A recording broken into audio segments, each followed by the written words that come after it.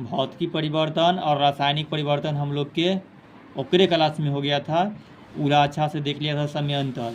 अब विलयनों की हम लोग देख लिए थे, जे घुलता है पदार्थ में, जिस पदार्थ में किसी पदार्थ को घुलाया जाता है उसे द्रव को विलायक कहते हैं, जैसे पानी विलायक कहलाता है। और विलयन में जो पदार्थ कम मात्रा में रहता है उसे विलय कहते हैं, और अधिक मात्रा में रहता है उसे विलायक कहते हैं। तो चीनी अधिक मात्रा में नहीं रहता है, कम मात्रा में रहता है चीनी, तो विलय कहलाता है। पानी अधिक मात्रा में रहता है तो हाँ, तो विलायक हो जाएगा, लेकिन घोल अच्छा से नहीं बनता है कोई कुछ, विलयन न बन पाएगा। अधिकांश विलय ठोस होते हैं, किंतु द्रव और गैस वाला पढ़े थे। अब हम लोग जलीय विलयन के बारे में स्पेशल क्या ये जानिए, टिंजर आयोडीन और एल्कोहल के विलयन, इसमें आयोडीन विलयन के एल्कोहल विलायक होते हैं। तो जलीय विलयन के बारे में सुनो, किसी पदार्थ को जल में घुला करके, कभी संडे मंडे तू लिखता है पढ़ेगा ना, छोड़ो रूटीन, फिर अंतिम में लिखने से बाद में रूटीन। किसी पदार्थ को जल में घुला करके जो विलयन बनता है उसे जलीय विलयन कहते हैं। यानी कि कोई ऐसा चीज़ बनावे के जगह पानी के जरूरत पड़ा तो जलीय है, तो जलीय विलयन में थोड़ा सा नमक उमक के मिलाते हैं तब, ठीक। और अजलीय विलयन पर भी पढ़ा दिए थे, जकरा में पानी की जरूरत न पड़ता है, जैसे एल्कोहल को एसीटोन को द्रव को मिलाने के लिए, तो इसे अजलीय विलयन कहलाता है। और वास्तविक विलयन, नमक, सोडा सब क्रियाकलाप भी हम लोग पढ़े थे, खाली यहाँ से छोड़ दिए थे कि विलयन के कौन कौन प्रकार है से पढ़े के, संतृप्त विलयन और असंतृप्त विलयन की, वो कुछ दूर पढ़वे किए थे कि विलयन के निश्चित मात्रा के अनुसार से मिलता है, तो एगो संतृप्त कहलाता है, एगो असंतृप्त। एक बीकर में थोड़ा जल ले, उसमें चीनी के अल्प मात्रा डाल करके कांच की छड़ से घुमाए, अतः यह विलयन उसी ताप पर बताए थे कि अगर घुलने लगता है तो यह असंतृप्त कहलाता है। और वही दिखाए थे नमक वाला के, कि नमक को डाल करके करो तो वह संतृप्त विलयन वाला होता है, कि इस विलयन में जिसमें विलय की अधिकतम मात्रा घुली हो तो संतृप्त विलयन कहलाता है। जैसे नमक वाला एग्जाम्पल हम लोग का हो गया था।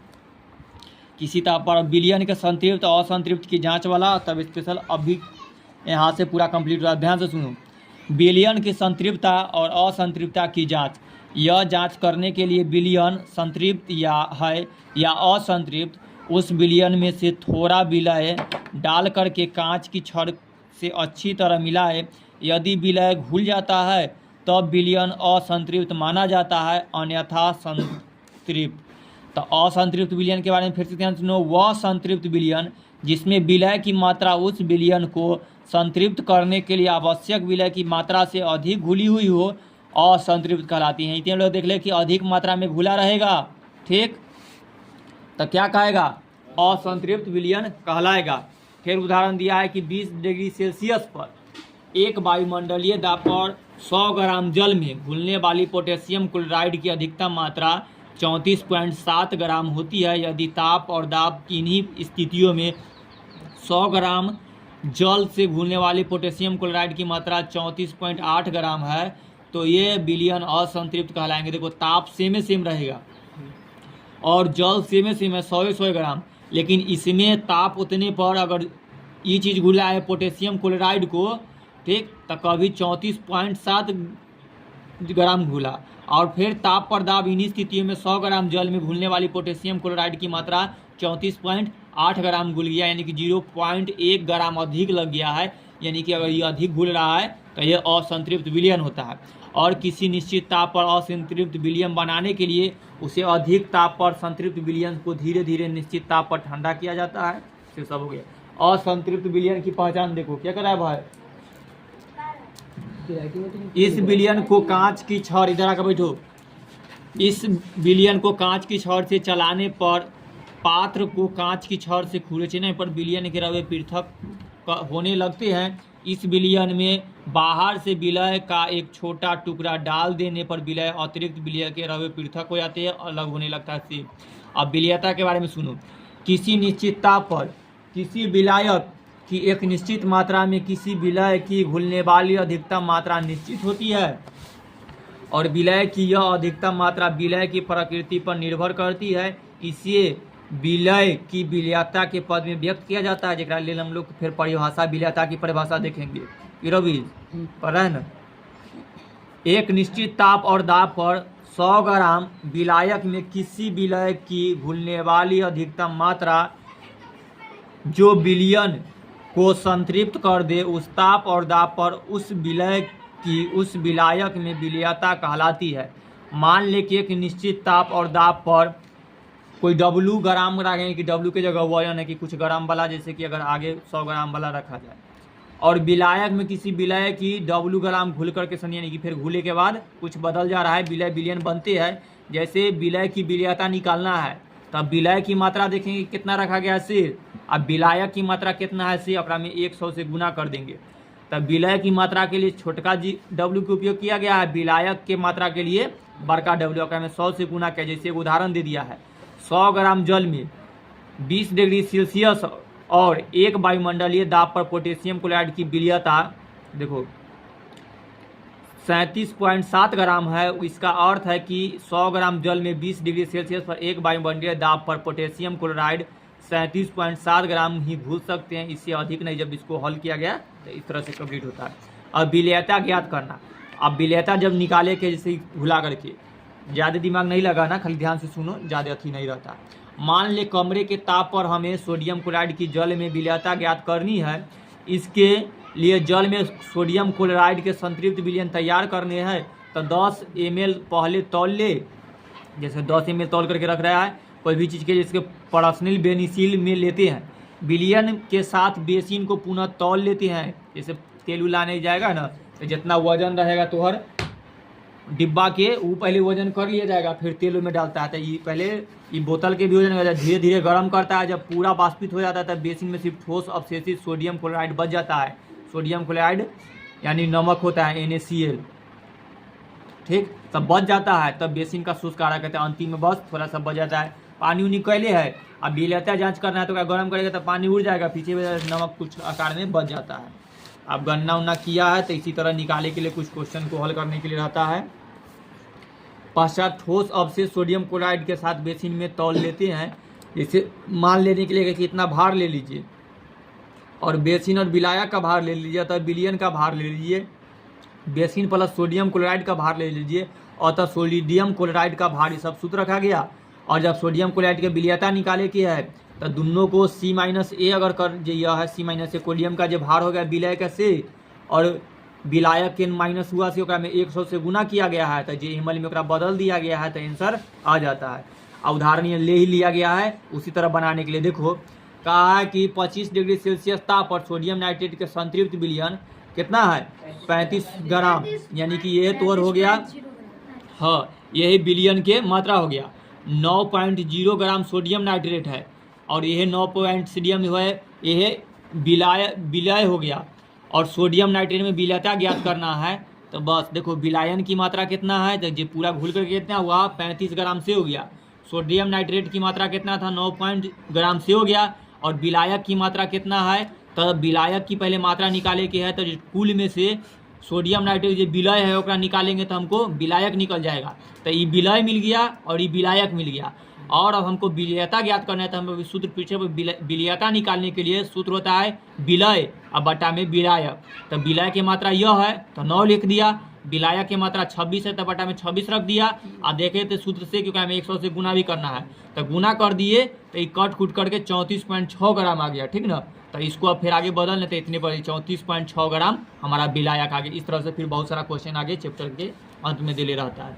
तो ये लेल ये आगे तू सर 10th 12th में फिर तो ज़्यादा से पढ़ेगा, स्पेशल विलायक निकालने के लिए वैसा क्वेश्चन कंप्लीट करना होता है, ध्यान दे रहे हैं। अब विलेयता का दाब पर क्या प्रभाव पड़ेगा। किसी द्रव में ठोस पदार्थ की विलेयता पर दाब का बहुत प्रभाव पड़ता है।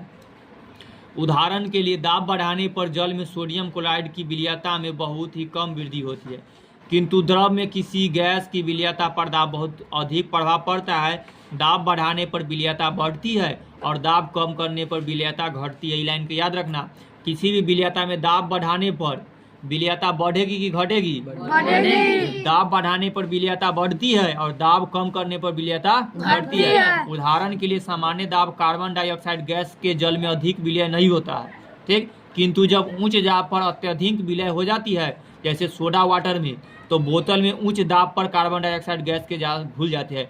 अभी नॉर्मल हम लोग अपना पानी में कार्बन डाइऑक्साइड को मिलाएंगे ना तो न मिलेगा, क्योंकि यहाँ दाबमान कब है। लेकिन वह जब फैक्ट्री में लोग मिलाता है तब पीने वाला जो बोतल सोडा वाटर होता है कोको कोला और उसमें ऊंचे दाब पर खूब प्रेशर लगा करके ओकरा में कार्बन डाइऑक्साइड डाल देता है। डाल देने की वजह से पूरा बोतल में अच्छा से कार्बन डाइऑक्साइड मिल जाता है, घुल जाते हैं, जिसके इसके बोतल का मुंह खोलते हैं तीव्र फटाहट के साथ कार्बन डाइऑक्साइड गैस बाहर निकलता है। जब खोलते हैं तब फुदफुदा करके निकलता है। तो एगो इधर पढ़ ही लिया था कि सब में मिलाया जाता है कार्बन डाइऑक्साइड से, और कैसे मिलाया जाता है? ऊंचे दाब के साथ। तो ये विलायक, तो ये कार्बन डाइऑक्साइड में गैस को मिलाया गया ना, तो ऊंचे दाब पर मिलाया जाता है। तो दाब बढ़ाने पर विलायता बढ़ जाती है, यानी कि अगर दाब बढ़ा दिया तो अच्छा से अच्छा चीज को भी मिला देगा, जब कार्बन डाइऑक्साइड भी मिल जाता है पानी में। विलायता का क्या ताप? यहाँ दाब का प्रभाव था, यानी कि खूब प्रेशर लगा करके दबाया गया तब वो में हो गया। अब ताप के मतलब गर्मी देने से क्या प्रभाव पड़ेगा? तो देखो, दाब बढ़ाने से विलायता बढ़ती है, दाब घटाने से विलायता बढ़ती है। अब ताप से क्या होगा से देखो, सामान्य ताप बढ़ने पर किसी भी विलायक में ठोस पदार्थ की विलायता बढ़ती है। तो ताप में भी, ताप बढ़ाने पर भी विलायक में क्या होता है? विलायता बढ़ती है। उदाहरण के लिए यदि कमरे के ताप पर किसी संतृप्त विलयन का ताप बढ़ा दिया जाए तो उस विलयन में कुछ और अधिक विलय घुल जाता है। दूसरे शब्दों में, किसी निम्न ताप पर संतृप्त विलयन उच्च ताप पर असंतृप्त बन जाता है, किंतु द्रव में गैस की विलयता ताप बढ़ने से घटती है। ठोस में ताप बढ़ाने पर विलयता बढ़ती है, लेकिन द्रव और गैस में न ताप बढ़ाने पर विलयता घटती है। ठीक ना, ध्यान से। द्रव और गैस में, यानी कि पानी को चाहे गैस को गर्म करेंगे या तब में कोई चीज़ मिलाएंगे तो विलयता घटेगी, अच्छा से न मिलेगा। लेकिन ठोस कोई द्रव है, ठोस पदार्थ कोई है, और ओकरा गर्म करेंगे तब कोई चीज़ मिलाएंगे तो हमें विलयता बढ़ जाएगी। नॉर्मली समझ लो, एग्जाम्पल से सेट नहीं हो रहा है, लेकिन मीठा को गर्म कर दो तो ठोस था, पूरा पिघल गया, का साथ कोई चीज़ मिला तो अच्छा से मिलना जाएगा। बस उसी तरह तो ताप बढ़ाने पर तब मिला सकता है अच्छा से। अब निलंबन, अभी तक हम लोग विलयन के बारे में पढ़ा था, अब ध्यान से निलंबन के बारे में पढ़ना, जिसको अंग्रेजी में सस्पेंशन कहा जाता है। तो निलंबन क्या है? तो निलंबन एक विषमांग पदार्थ, ठीक ना। विषमांग, समांग और विषमांग के बारे में भी थोड़ा सा बता दिए थे। समांग मतलब कि जिसमें एकदम अच्छा से मिल जाए, जैसे पानी और दूध, और विषमांग होता है जिसमें अच्छा से न मिले, जैसे चीनी, चाहे नमक को कह लो, चाहे गिट्टी बालू को कह लो, ठीक, पूरा से न मिलता है बराबर से, तो वो सब विषमांग कहलाता है। इसमें किसी ठोस पदार्थ के छोटे छोटे कण से, वही आ रहा है, कण द्रव या गैस में घुले नहीं होते हैं, बल्कि संपूर्ण द्रव या गैस निलंबित स्थित रहते हैं। उदाहरण के लिए कीचड़, बालू, खड़िया। तो हम लोग देखे थे। तो निलंबन क्या है? समांग मिश्रण है कि विषमांग मिश्रण है? विषमांग है, में कोई चीज अच्छा से मिलल रहेगा नहीं। तो निलंबन में कोई चीज अच्छा से नहीं मिला, जैसे कीचड़, बालू का खड़िया, इस को मिलाएगा तो अच्छा से न मिला रहेगा। जल के कण निलंबित रहते हैं। हाँ, गिट्टी भी। कीचड़ युक्त जल, अगर कीचड़ वाला कोई जल लेगा, चाहे बालू लेगा, चाहे जल लेगा, तो इस सब के मिश्रण में सब ऐसे दिखाई देता है। खड़िया, जल मिश्रण आदि निलंबन रहता है। चाहे पानी में तू बहुत सारा गिट्टी बालू मिला दो तो इसी तरह पानी में दिखाई देगा। ठीक, तो निलंबन के गुण देखो। निलंबन एक विषमांग मिश्रण है, यानी कि एकरा में कोई चीज़ मिलाएंगे ना तो ऐसी दिखाई दे देगा, अच्छा से मिलता नहीं है। इसमें ठोस के कण काफ़ी बड़े होते हैं। ठोस वाला गिट्टी उट्टी ले रहा है तो बड़ा हो रहा है। इन्हें नंगी आँखों से या माइक्रोस्कोप की सहायता से हम देख सकते हैं। नंगी आँखें से, क्योंकि पानी में अगर गिट्टी मिला दिए तो हम नंगी आँख से कोई माइक्रोस्कोप की जरूरत पड़ेगा। तो निलंबन ऐसा होता है जिसमें हम उसमें जो भी कण मिला रहता है ना, से बड़ा बड़ा गो रहता है, इसीलिए उसको हम अपने नॉर्मल आँखों से देख सकते हैं। जब भी आगे किताब में नंगी आँख लिखल रहेगा तो समझ ला नंगी आँख कहेगा ना तो ये वाला, न कोई चश्मा की जरूरत है और न कोई माइक्रोस्कोप की जरूरत है। हाँ, डायरेक्ट सीधा सीधी देख सकते हैं। और जरा हम सीधा सीधी देख सकते हैं माइक्रोस्कोप से देख ही सकती है, तो माइक्रोस्कोप से भी देख सकते हैं। ठोस के निलंबित कण छन्ना पथ को पार नहीं कर सकता है। अगर गिट्टी और बालू मिलैले है तो ओकरा अगर हम छन्ना से छानेंगे तो वो छन्ना को पार करेगा ना करेगा, ऊपर में रहिएगा छाना जाता है, लेकिन छन्ना को पार नहीं कर सकता है। यह अस्थायी होता है, ठीक है, यानी कि शब्दन के लिए पूरा फिक्स नहीं हो जाता है। जब चाहे ओकरा चुन करके अलग कर लो और जब मन करे तो फिर मिला दो। इसमें निलंबित ठोस के कण द्रव के कण अलग होने की प्रवृत्ति होती है। यदि पानी में अगर ठोस गिट्टी मिल गया तो ओकरा अलग होने की प्रवृत्ति होता है, अलग हो सकता है। ये लंबे समय तक निलंबित अवस्था में नहीं रहते हैं, ज़्यादा समय तक न रहेगा। जैसे गिट्टियों बालू के मिला कर तू रख ले, बरसा आएगा तो धीरे धीरे एक दूसरे के अलग हो जाता है, बालू लुबा हो जाता है और गिट्टी हुए। अतः निलंबन को स्थिर छोड़ देने पर कुछ समय के पश्चात ठोस के कण नीचे बैठ जाते हैं। चाहे बालू में और पानी को मिलाएगा तो वो सब विषमांग होगा, मिला ऐसी तो देख ही सकता है, लेकिन तनका देर का आराम से छोड़ दो तो नींद आ जाएगा। जैसे का नींद आ गया था वैसे ना सर जी, तू बोलेगा साथ ही साथ। तो देखो तो वो थोड़ा देर उसको छोड़ नहीं तने तुरंत ही सुता था, तुरंत ही आराम किया था। तो वैसे ही अगर पानी को हम तुरंत लगा दे शांत छोड़ देंगे ना तो क्या होगा, सब बालू धीरे धीरे नीचे बैठ जाएगा। इसमें निलंबित ठोस के कण का व्यास 10⁻⁵ सेंटीमीटर या इससे अधिक होता है, यानी कि इसको हम देख सकते हैं ज़्यादा से ज़्यादा इतना छोटा हो। तो एगो निलंबन पढ़ लिया, निलंबन के खड़ा होता हो जा बहुत दिन बउआ। हाँ खड़ा ऐसे खड़ा रहो, ऐसे रहो, बहुत अच्छा। चलो तंगा ध्यान से सुनो, खड़ा हो ना, खड़ा हो। अमन कहाँ गया? हाँ खड़ा रहो। दुन्नू आया है मैच खेल कर ना, मैच खेले कर नहीं कुछ बउआ हुआ का आया है। चलो हाँ वो मार दिया। खड़ा हो। हाँ कुछ किया है, भर दिन वही किया है, भोरे से उठ करके भोरे भोरे तो स्कूल चल जाता है। आता ठीक होगा, उठेगा मैं सोच रहा हूँ छक्के मारे।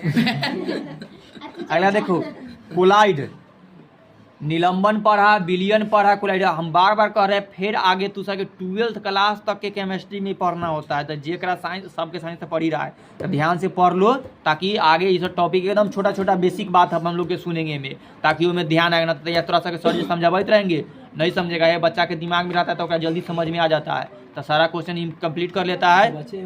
हाँ पहले तो ये सब क्लास की है, तो पढ़े के 12th में, लेकिन टॉपिक यहाँ पढ़ रहा है, कैसे पीछे कोई क्लास में अभी तक इतना ना पढ़ा है। हाँ। लेकिन अभी से ऐसा स्टार्ट हुआ है, तो बच्चा सा 9th में नहीं पढ़ता है, 10th में अचानक आता है तो माथा चकराइत रहता है, फिर 12th में पढ़वे करता है भर मतलब।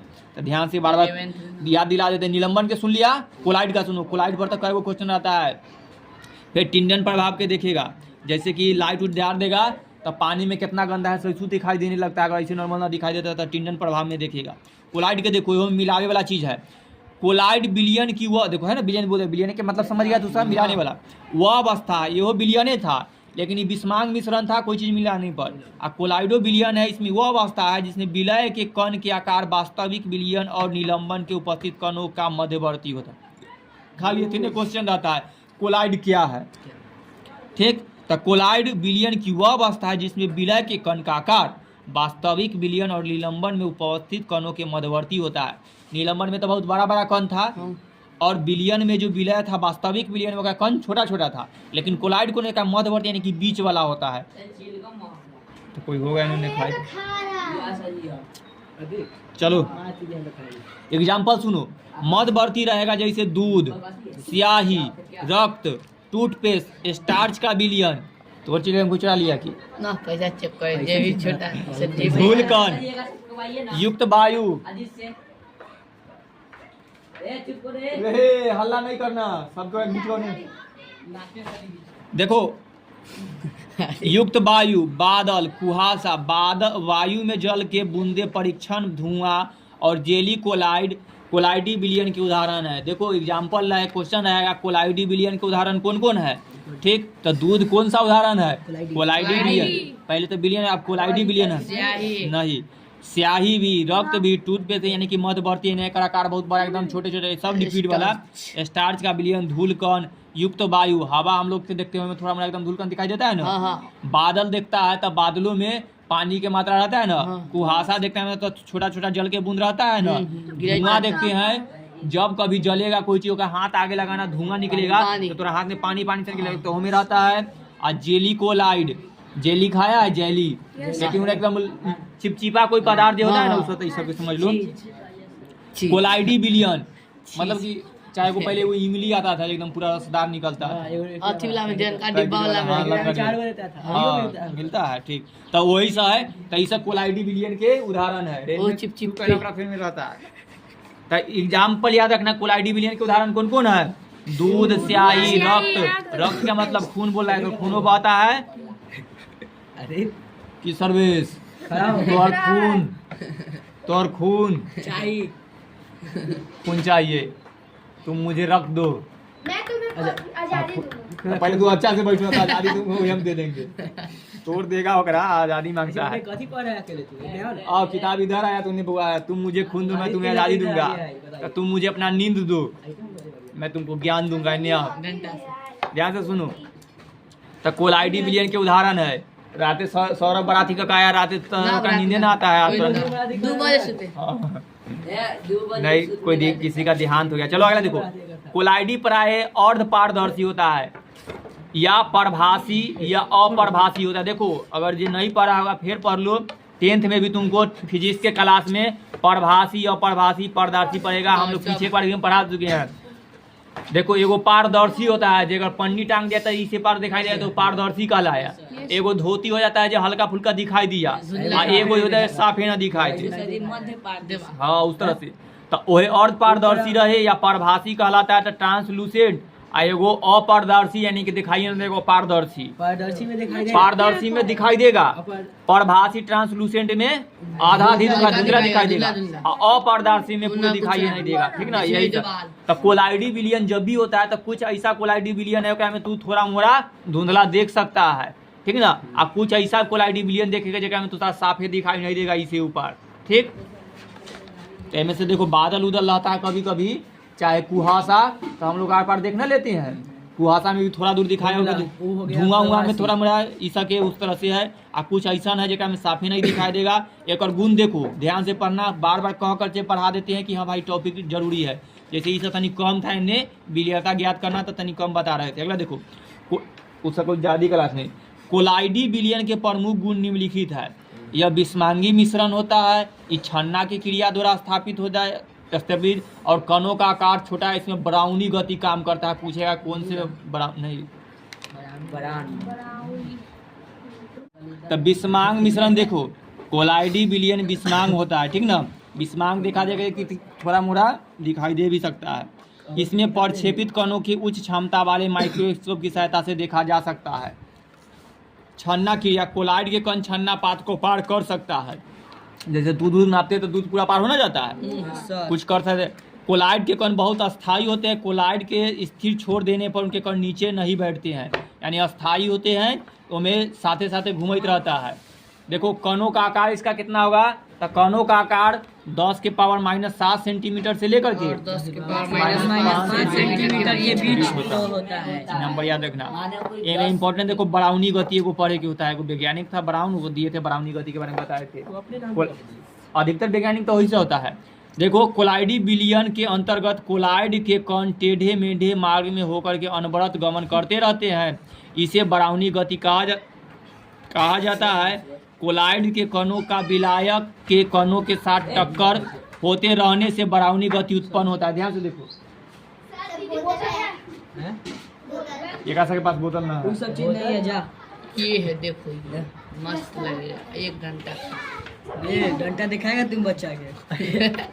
अब ध्यान से सुन लो, ब्राउनी गति किसे कहते हैं। देखो इसमें लिखल है ब्राउनी गति कहा जाता है। देखो जब कोलाइड के, देखो चित्र में देखो, ऐसे तू सब देखा होगा, देख लेना। जब ए में कोई भी बिलियन में देख ले कहा, तू से याद करना, ये चित्र के दूसरा चीज की है, यह में है ब्राउनी गति की। तू सब वो देखो, जब कभी टॉर्च बारता है तो छोटा छोटा कण इन्होंने बउआ देता है, धूप में भी दिखाई देता है। ये सूरज के किरण में, चाहे कभी कभी होता है कि अगर घर के खपरा फूटल है तो जो लाइट आएगा उनमें बहुत सारा कण उड़े दिखाई देगा, दिन रहे या रात रहे, होता है ना।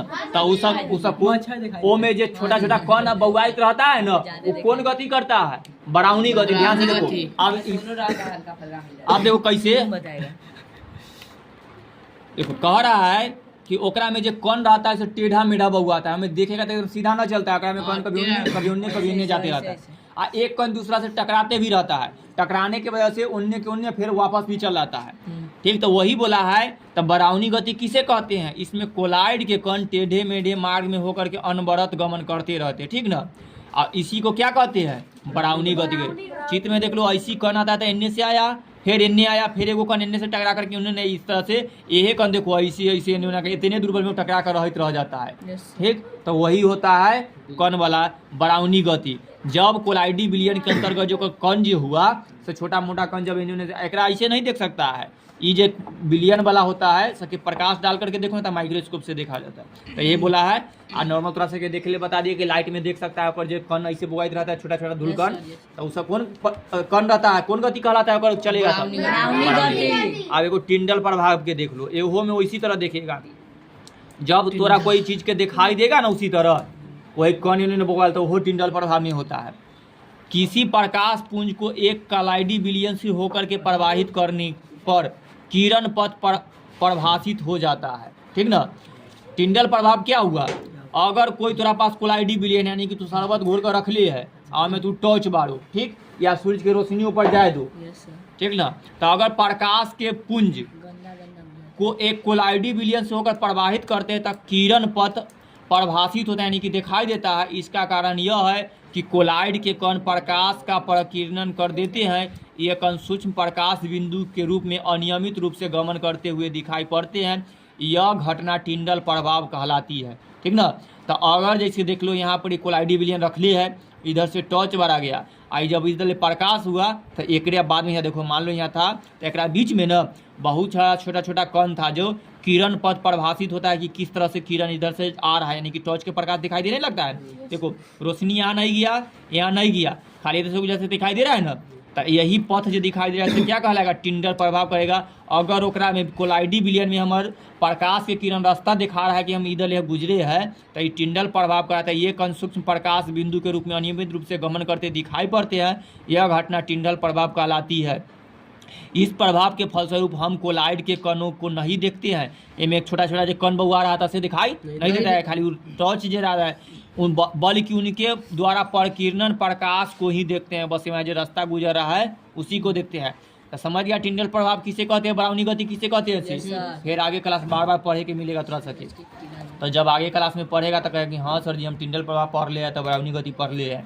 तो ध्यान देना, टिंडल प्रभाव उस समय भी दिखाई पड़ता है जब कोई प्रकाश किरण पुंज एक छेद से होकर के कमरे में आता है। तो बता दिए थे कि घर उड़ के कपड़ा फूटल रहता है और वो में है अगर सूरज के रोशनी आएगा तो वो में एकदम देखो एकदम सिन्नम रोशनी दिखाई देती रहता है, साफ किरण टाइप की। तो वो भी कौन सा प्रभाव हुआ, टिंडल प्रभाव, ठीक ना। या अगर रात में टॉर्च बार देगा तो, या अभी अगर हमारा दिनों में होता है अगर कहीं ऐसा में सूरज की रोशनी आ रहा है, ठीक, तो उसका कौन सा प्रभाव होगा, टिंडल प्रभाव में काउंट होता है। तो यही बोला कि जब कोई प्रकाश पुंज एक छेद से होकर के हमारा कमरा में आता है तो कमरे में उपस्थित धूल के कण जो पहले दिखाई नहीं पड़ते थे प्रकाश के प्रकीर्णन के कारण हम लोग को दिखाई पड़ने लगता है। ये सब किसके कौन प्रभाव से होता है, टिंडल प्रभाव के कारण। सब अगला नियम देखो, तो देखो कोलाइडी बिलियन के कण था 6 गो देख लिया, में से 2 गो बहुत महत्वपूर्ण बताया है, 5वां और 6ठा ब्राउनी गति और टिंडल प्रभाव, ठीक। अब 7वां देखो वैद्युत कण संचलन यानी कि में करंट देगा। अनेक कोलाइडी कण विद्युत अवशेषी होते हैं, इन पर धन या ऋण आवेश उपस्थित रह सकते हैं, ठीक ना। तो अनेक कोलाइडी कण विद्युत अवशेषित होते हैं, इन पर धन या ऋण आवेश उपस्थित रह सकते हैं, यानी कि जब करंट पास करेगा ना तो एक पर कोई पे प्लस कोई पे माइनस जा सकता है। अतः कोलाइडी बिलियन से होकर के विद्युत धारा प्रवाहित करने पर ये कण विपरीत दिशा में आवेश वाले इलेक्ट्रोडों की ओर गमन करने लगते हैं। इलेक्ट्रोडों पर पहुंचकर वे कण धन आवेशित हीन होकर के अपक्षेपण के रूप में पृथक होने लगता है। ये में तो न दिखाई दे रहा है, मान लो यहाँ पर कोलाइडी एकरा में ना जब करेंट डाला गया ना तो इस तरह का लक्षण करने लगता है, तो वैद्युत संचलन कहलाता है। किसी विद्युत क्षेत्र के प्रभाव में अवशेषित कोलाइडी कणों का गमन वैद्युत कण संचलन कहलाता है। यानी विद्युत क्षेत्र जहाँ कहेंगे मतलब वहाँ करेंट है, ठीक ना, कि विभिन्न कोलाइडी पदार्थ विभिन्न वेगों से गमन करते हैं। वेग के मतलब अगर स्पीड ज़्यादा कोई कम, इस गुण का उपयोग प्रोटीन एंजाइम आदि के मिश्रणों के अध्ययन में तथा शरीर में उपस्थित तरल पदार्थों में प्रोटीन की मात्रा में निर्धारण करने के लिए किया जाता है। एक डॉक्टर लोग के लिए कारण आप कोलाइड के प्रकार देख लो। कोलाइड शब्द का अर्थ होता है किसी विशेष पदार्थ में नहीं, ठीक ना। कोलाइड शब्द का अर्थ क्या होता है, विशेष पदार्थ से नहीं। वस्तुतः कोलाइड एक प्रक्षेपित प्रवस्था है जिसे परिचक्षण माध्यम से घिरा जाता है।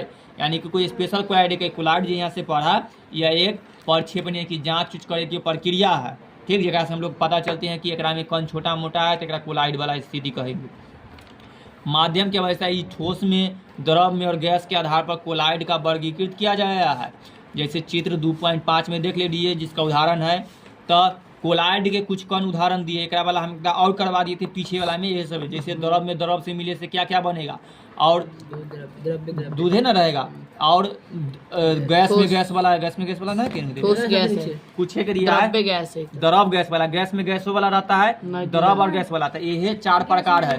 तो देखो तब सिर्फ तो उसका एग्जाम्पल पढ़ा था कि ठोस में द्रव मिलेगा तो मिल्क ऑफ मैग्नीशिया बनेगा, और द्रव के द्रव वाला दूध रहेगा कि दूध में पानी उनी का मिश्रण भी रहता है, तो दूध किसका मिश्रण है? द्रव और द्रव का। लेकिन अब द्रव और द्रव का अगर कोई चीज का मिश्रण रहेगा, कोलाइडी विलयन बनेगा, तो उसको क्या नाम कहेंगे? कौन सा कोलाइड कहेंगे? तो उसको पायस कहेंगे। उसके अनुसार से किताब में 4 गो क्योंकि पढ़ना है, एक सॉल है, एगो पायस की, एगो जेल की, एगो एरोसोल की। देखो सॉल में कौन कौन आता है?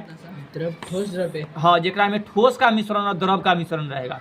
जैसे मिल्क ऑफ मैग्नीशिया एगो है, एकरा में जल भी रहता है और मैग्नीशियम हाइड्रोक्साइड भी रहता है। तो जल द्रव हो गया और मैग्नीशियम हाइड्रोक्साइड ठोस हो गया।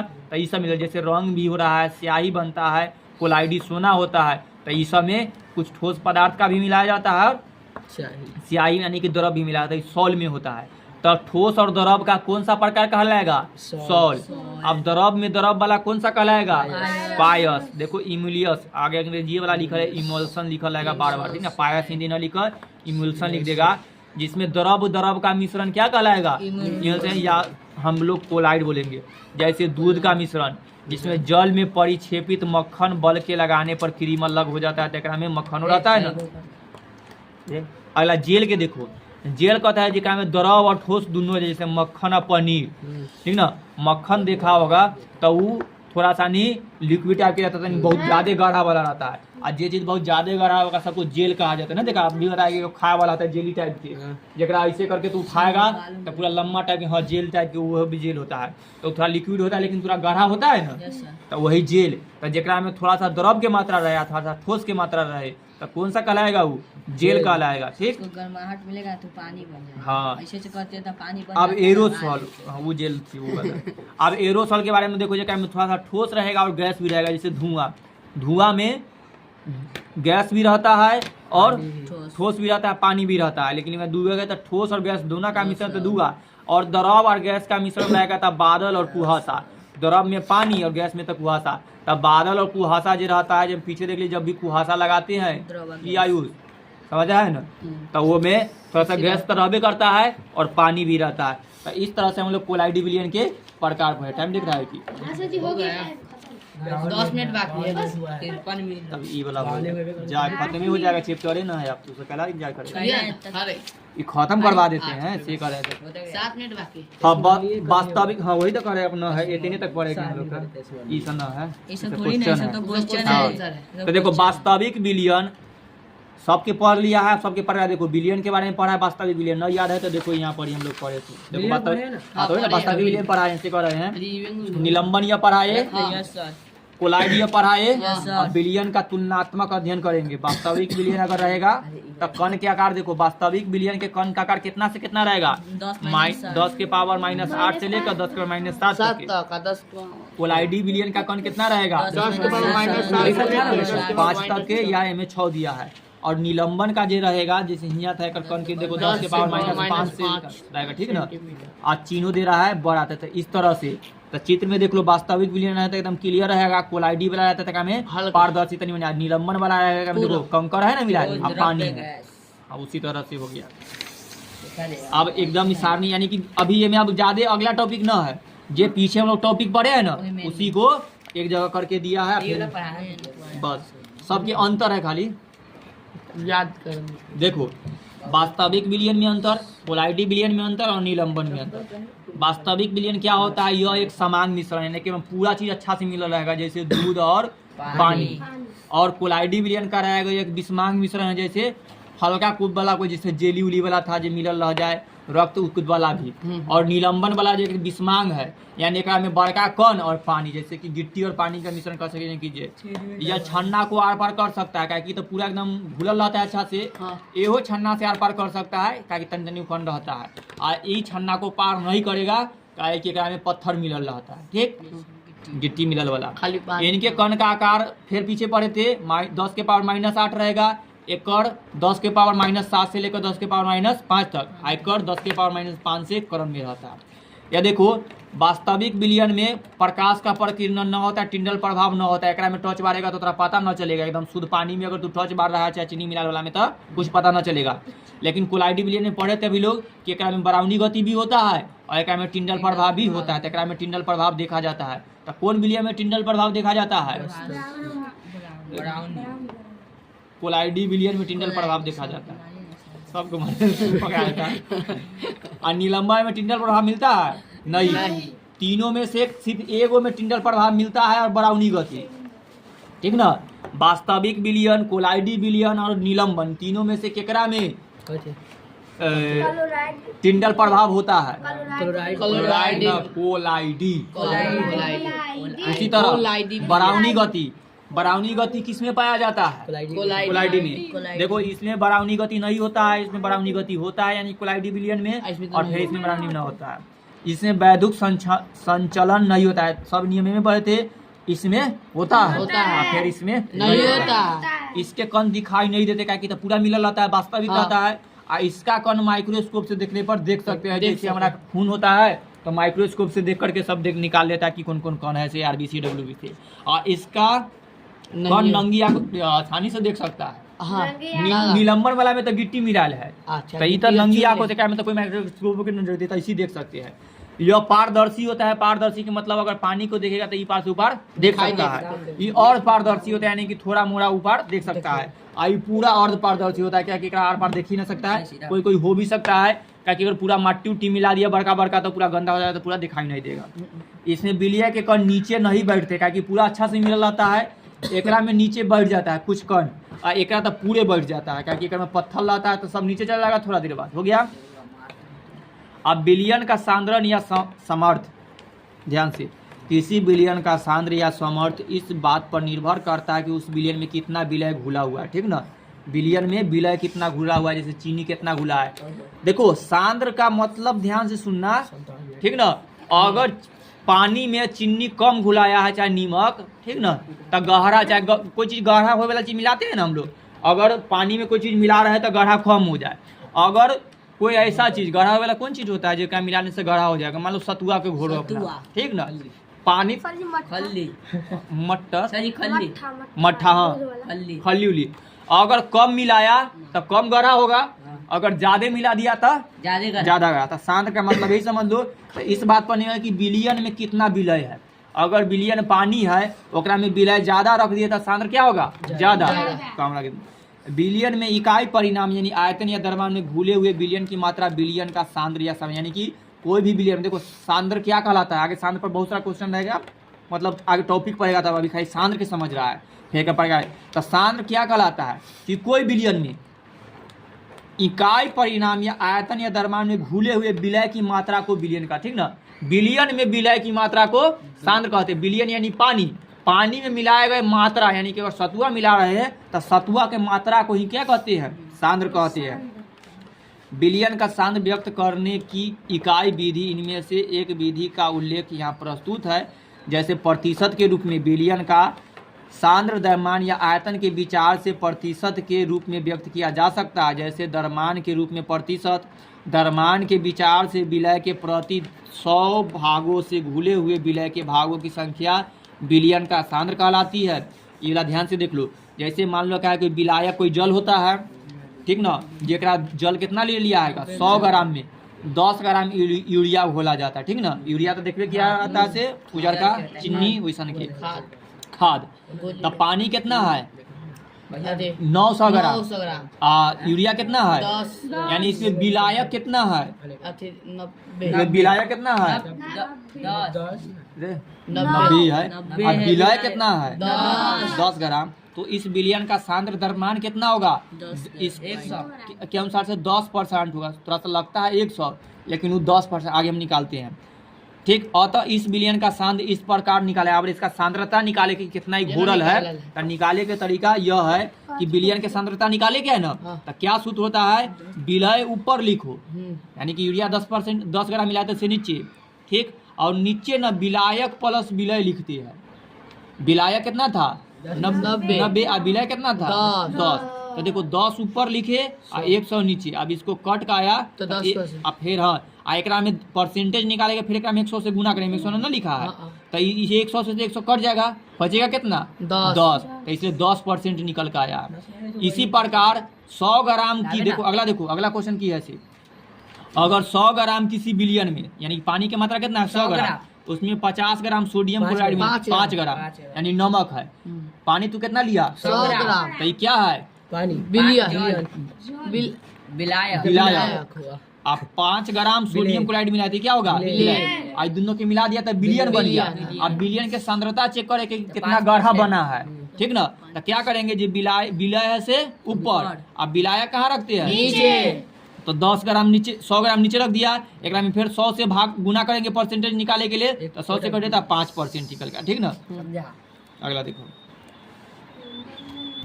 आयतन के रूप में प्रतिशत। आयतन के विचार से बिलियन के प्रति 100 भागों में घुले हुए विलय के भागों की संख्या बिलियन की सांद्रता कहलाती है। उदाहरण के मान ले कि किसी जलीय विलयन का 100 सेंटीमीटर क्यूब और 20 सेंटीमीटर इथेनॉल घुलाया जाता है, इस कारण विलयन की सांद्रता निकालना है। तो फिर वैसी लिख देंगे, क्या में 100 से गुना कर देंगे, तो 100 से 100 कट गया, तो 20% आ गया, ठीक ना? तो विलय की पारदर्शिता अगर प्रतिशत में निकालना है तो क्या में 100 से गुना करना वाला पदार्थ की दरमान लिखेंगे, ये कितना दरमान है से, और विलायक का दरमान प्लस पदार्थ का दरमान लिखेंगे, यानी दोनों जोड़ में लिखेंगे, तब इसका प्रतिशत निकलेगा।